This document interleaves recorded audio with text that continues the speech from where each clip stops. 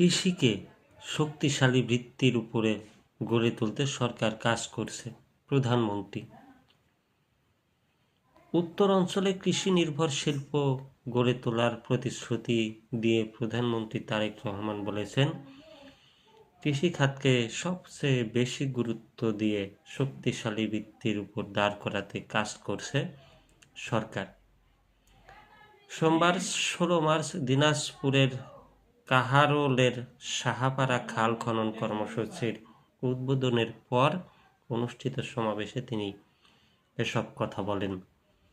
প্রধানমন্ত্রী বলেন, কৃষক ও কিষানীরা ভালো থাকলে পুরো বাংলাদেশ ভালো থাকবে, তাই তাদের কল্যাণে সরকার নানা পদক্ষেপ নিয়েছে।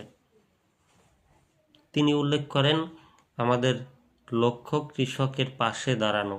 শহীদ জিয়া ও খালেদা জিয়া ছিলেন কৃষকের বন্ধু।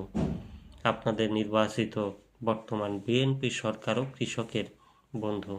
আমরা কৃষিকে শক্তিশালী ভিত্তির উপর গড়ে তুলতে চাই।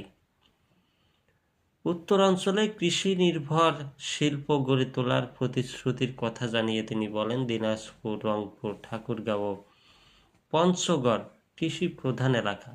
এসব জেলায় কৃষিজাত পণ্য নিয়ে কাজ করা বড় বড় কোম্পানির সঙ্গে এরই মধ্যে কথা হয়েছে।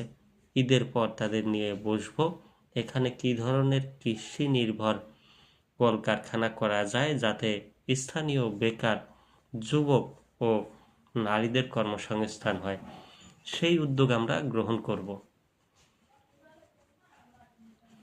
বিএনপির রাজনীতির মূল লক্ষ্য মানুষের ভাগ্যের পরিবর্তন করা উল্লেখ করে তারেক রহমান বলেন, আজ যে মাসে 5,000 টাকা আয় করে, আমরা চাই আগামী 2-4 বছরের মধ্যে তার আয় যেন 10,000 টাকায় পৌঁছায়। এমন পলিসি নিতে চাই যাতে মানুষের আয় দ্বিগুণ হয়। এটাই শহীদ জিয়া ও খালেদা জিয়ার রাজনীতি এবং আপনাদের নির্বাচিত বিএনপি সরকারের রাজনীতি।